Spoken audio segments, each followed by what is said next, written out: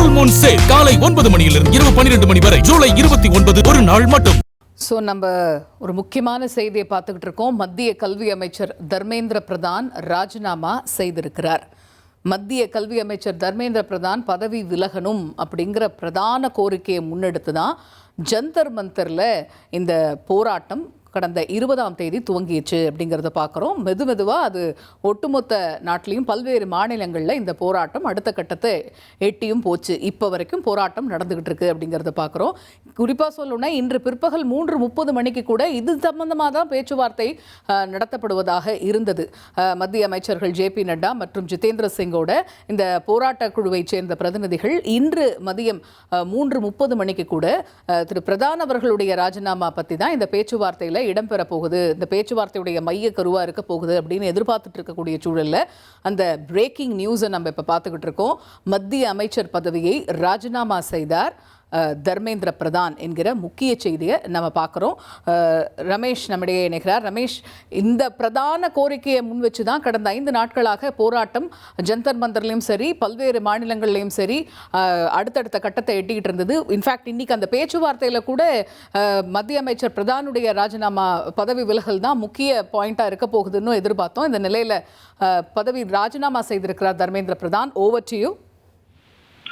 பெரும் எதிர்பார்ப்பு மற்றும் கொந்தளிப்புக்கிடையே அமைச்சர் பதவியை ராஜினாமா செய்திருக்கிறார் கல்வி அமைச்சர் தர்மேந்திர பிரதான். நீட் வினாத்தாள் கசிவை கண்டித்தும் மத்திய கல்வி அமைச்சர் தர்மேந்திர பிரதான் ராஜினாமா செய்ய வலியுறுத்தி காக்ரோச் ஜனதா அமைப்பினர் டெல்லி ஜந்தர் மந்தரில் ஒரு தொடர் போராட்டத்தில் ஈடுபட்டு வருகிறார்கள். அவர்களுக்கு ஆதரவு தெரிவித்து நாடு முழுக்க ஆயிரக்கணக்கான மாணவர்கள் இந்த போராட்டத்தில் ஈடுபட்டு வரக்கூடிய சூழ்நிலையில் இந்த ராஜினாமா கடிதத்தை பிரதமர் மோடிக்கு தர்மேந்திர பிரதான் அனுப்பியிருக்கிறார்.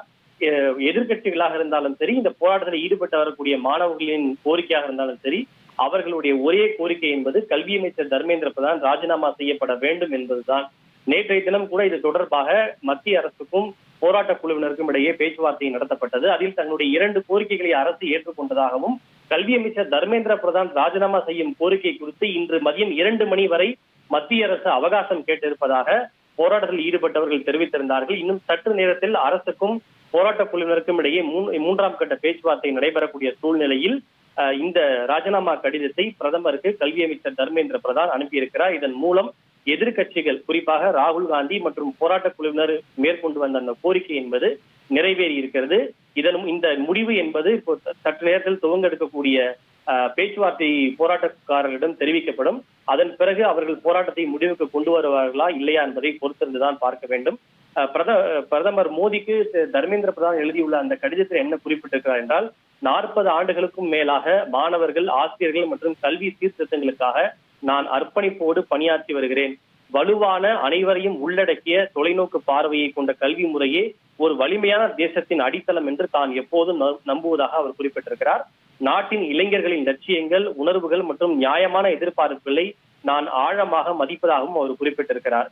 அரசியல் மற்றும் சமூக வாழ்வில் ஈடுபட்டுள்ள நம் அனைவரின் தார்மீக கடமை பிரதமரின் தொலைநோக்கு பார்வையிலான தலைமையின் கீழ் நாட்டிற்கு சேவை செய்யும் வாய்ப்பை பெற்றதற்கு தன்னுடைய நன்றியை அவர் தெரிவித்துக் கொள்வதாகவும் குறிப்பிட்டிருக்கிறார். இந்த நீட் யூஜி தேர்வில் முறைகேடுகள் கண்டறியப்பட்டதை தொடர்ந்து மத்திய அரசு உடனடியாக இதனை கவனத்தில் கொண்டு சிபிஐ வசம் ஒப்படைத்ததாக தெரிவித்துள்ள அவர் அத்துடன் தேர்வையும் உடனடியாக ரத்து செய்ததாக குறிப்பிட்டிருக்கிறார். புதிய தேர்வுக்கான தேதியையும் அறிவித்து அடுத்த ஆண்டு முதல் கணினி வழி தேர்வு முறையில் தேர்வை நடத்தவும் முடிவு செய்யப்பட்டிருப்பதாக அவர் தெரிவித்திருக்கிறார். இந்த காலகட்டத்தில் 20 லட்சத்திற்கும் அதிகமான மாணவர்களுக்கு தேர்வுகளை சுமூகமாக நடத்துவதே தங்களுடைய முன்னுரிமையாக இருந்தது என்று தெரிவித்துள்ள அவர் இந்திய அரசு, மாநில அரசு மற்றும் குறிப்பிட்ட மாவட்ட நிர்வாகம் ஆகியவை இதில் முக்கிய பங்காற்றியதாக அவர் குறிப்பிட்டிருக்கிறார். மாணவர்கள், பாதுகாவலர்கள் மற்றும் பெற்றோர் ஒத்துழைப்போடு கடந்த ஜூன் 21ஆம் தேதி நீட் மறுதேர்வு வெற்றிகரமாக நடத்தப்பட்டதாகவும் முதல் நாளிலிருந்தே இதற்கான பொறுப்பை தான் ஏற்றுக்கொண்டதாகவும் தர்மேந்திர பிரதான் குறிப்பிட்டிருக்கிறார். இந்த சூழ்நிலையிலிருந்து ஒருபோதும் தான் பின்வாங்கவில்லை. தேர்வு முறைகேடு கும்பலால் எந்த ஒரு திறமையான மாணவனின் எதிர்காலமும் பாதிக்கப்படக்கூடாது என்பதிலும் எந்த ஒரு மாணவருக்கும் அநீதி இழைக்கப்படக்கூடாது என்பதில் தான் உறுதியாக இருந்ததாக அவர் குறிப்பிட்டிருக்கிறார். ஜூன் 16 அன்று அறிவிக்கப்பட்ட இளங்கலை நீட் முடிவுகள் திருப்திகரமாக இருந்திருக்கிறது. ஏழ்மையான பின்னணியை சேர்ந்த பல திறமையான மாணவர்கள் இதில் வெற்றி பெற்றிருக்கிறார்கள். இருப்பினும் இக்காலகட்டத்தில் கூட பொறுப்பான பதவிகளில் உள்ள சிலர் தடைகளை உருவாக்கவும் பல மாணவர்களை தவறாக வழிநடத்தவும் முயன்றனர். இது மிகுந்த மன வேதனை அளிப்பதாக தர்மேந்திர பிரதான் அவர்கள் குறிப்பிட்டிருக்கிறார். இத்தகைய சூழ்நிலையை கருத்தில் கொண்டு தன்னுடைய அமைச்சர் பதவியை ராஜினாமா செய்வதாக அவர் அறிவித்திருக்கிறார். ஃபுல் மூன் சேல் காலை 9 மணியிலிருந்து இரவு 12 மணி வரை ஜூலை 29 ஒரு நாள் மட்டும்.